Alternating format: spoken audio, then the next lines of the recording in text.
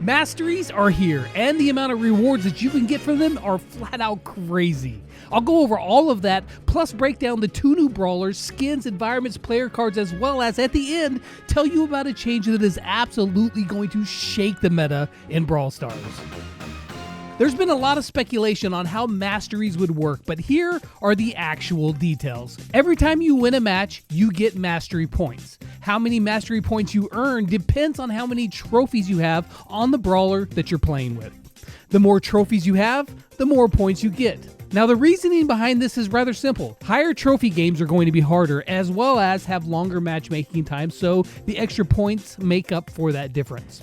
This will also help curtail people from dropping trophies to get wins at lower trophies. Yeah, but it'll be more fun wrecking noobs. Maybe, but it won't be as efficient. Now, as you collect these points, you move up in mastery levels, from bronze to silver and finally gold. After reaching each rank, you're going to get a reward. Now, these rewards are very, very good. Now, we don't fully see the rewards on Silver 2, but we do see it's a coin box. Now, on Bronze 1, we get 1,000 coins not inside a box, so it stands to reason that Silver 3 is even more. Now, the only other place in the game that we see this coin drop / offer when it's in a box is in the shop, and that's for 2,600 coins. So let's assume that it could be 2,600, but it may be less. Or more. To put into perspective how good the rewards are, if you were to get max mastery on every brawler, you would get around 200,000 gold, 10,000 power points, and 20,000 credits. That's enough to unlock every legendary, fully max out 2 of them, and have about 170,000 coins left. And that's without counting whatever reward is on Silver 2. So I added up the total value of all of the rewards that you're getting. The coins, the credits, the power points. If you were to add up the value of all of those, that's 27,275 gems. So around $1,363 Brawl Stars is giving you in masteries just for playing. And that does not count the pins, the profile pictures, or the cool titles. Yeah, that's pretty awesome. Now, there are a couple things that I'm not 100% certain of. The first one is chroma credits. Now, they mentioned that sometimes you get chroma credits. In the Brawl Talk, they showed Lola getting 100 chroma credits as an alternate Silver 3 reward.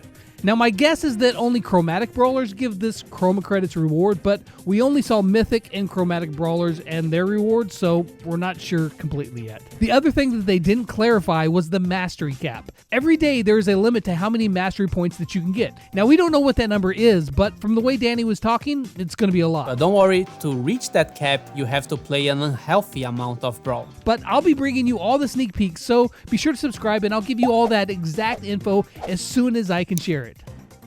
That's pretty cool. It's gone.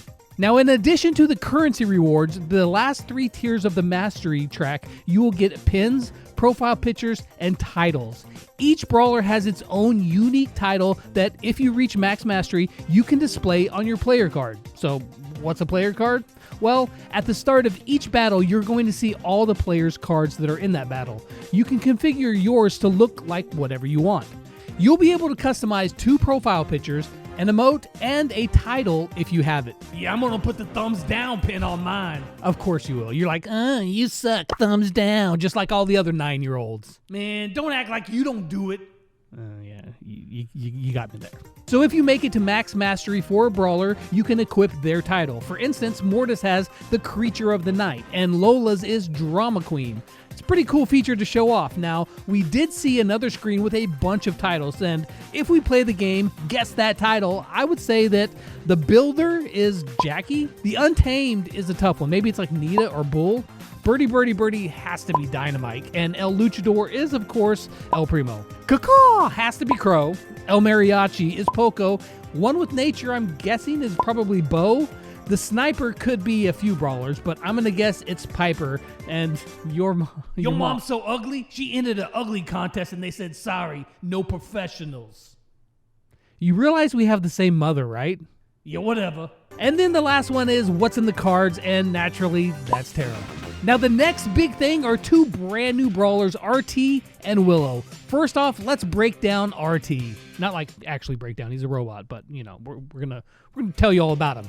RT is the chromatic brawler for the season, so if you want to get him this season, you're going to need to get the Brawl Pass, and of course, use code LEX. Now I'll be bringing you an RT 1v1 versus every brawler video to help make that decision if you want to get this pass, but RT himself looks pretty darn cool. He's a surveillance robot that keeps tabs on everything in Star Park, even the creepy stuff. Now, I think he's part of a brand new trio here in the Star Park Hub, the new environment. He has a long range and high hit points at 7,200 hit points at max level. He fires a single shot that deals 1,500 damage, and if you hit your target, it places a mark on them. This mark seems to last for about 6 seconds. If the brawler that is marked takes damage from you or any of your teammates, the damage is increased on that one shot by 10%, as we can see when he deals 1,650 damage on the marked target instead of his normal 1,500. Now, for his super, he becomes 2 Jackies. That is to say, he leaves his legs in the place that you use your super, and his top half floats around, and that's what you control. When you attack, both the top and the bottom halves attack in a circle around them, much like Jackie does. If someone is right next to you when you split, both halves can hit them at the same time, dealing a lot of damage. When you get your super back, you can use it and he will return to his bottom half, healing him for 1,000 hit points in the process, and becomes whole again, returning to his first form. All in all, he looks like a very fun brawler that has some unique team support with his marks and some cool utility, maybe holding 2 different lanes. I can't wait to play him, and I'm going to get a chance to because I'll be able to get him on my free-to-play. The next new brawler is a mythic brawler named Willow. She's the newest thrower in the game and part of a new trio from the Swamp of Love. I don't know what kind of love they got going on there, but it's very swampy. That doesn't sound right. Now for her main attack, she throws her lantern, and if it hits the target, it does 0 damage. I mean, well, sort of. I mean, it looks like there's no initial damage, but rather all the damage is over time. The poison damage ticks for 570 damage per tick, but we never really get a clear view of how many times it ticks. I mean, come on, Danny. Hit your shots, man. We need this info. Couldn't hit water if it fell out of a boat, I swear. My guess is that it ticks maybe 2 or 3 times. It does, however, seem to stack, as one time we see multiple ticks in succession. All of that is pretty standard, but what's not standard is her super. She's able to mind control enemies. What happens is she fires a tadpole at a player, and if she hits them, it'll take control of them. While they're mind controlled, she can use that person's shots, but not their super or their gadget. Now there are 3 ways to break free of this mind control. The first one is just to wait it out. It seems like after 4 seconds, the mind control is broken. The second way is to have your health fall down to about 25%. Now, she can't kill you in mind control form. In fact, she heals you to full health whenever she mind controls you, but when she has your control of you, she can attack your teammates or she can just run you into the showdown gas. That's gonna happen. Now, the last way to break the mind control is to have your teammates actually attack and kill Willow herself.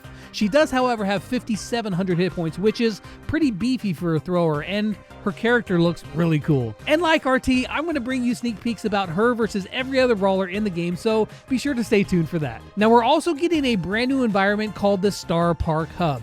A quick look around the environment and you can see signs that lead visitors of Star Park to the various places around the park, like Frontier World, Brawlywood, the gift shop, and others as well. Now, other than a couple of blocks that look different with the solid hedges and the Star Park logo on top of some of the walls, the environment does look pretty standard. However, I did notice something else. The Basket Brawl banner has changed.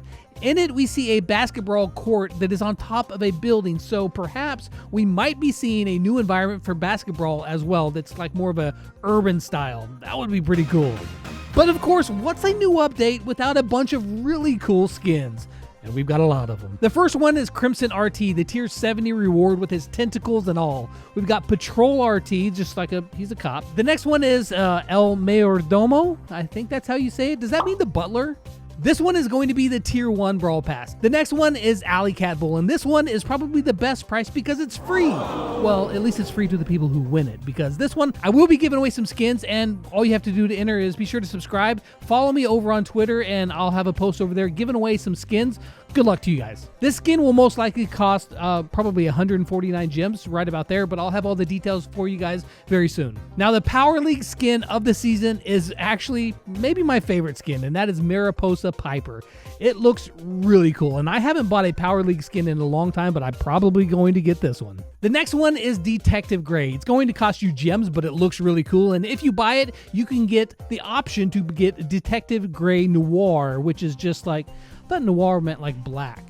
There's too many translations in this video. I don't know. It's noir. I think it means black, but you'll have the option of buying him if you buy Detective Gray. And then we have some really cool Japanese mask skins with Kitsune Lola, Oni Otis, and Tegu Mike. These ones look really awesome. And our next awesome skin is going to be Belle Nani, and it's going to be an Easter skin. It's been a while since Nani got a skin. This one looks really good. Carl, however, gets a lot of skins, and he's getting another one because we got Sultan Carl, which looks like he's flying on a carpet, and it looks really cool.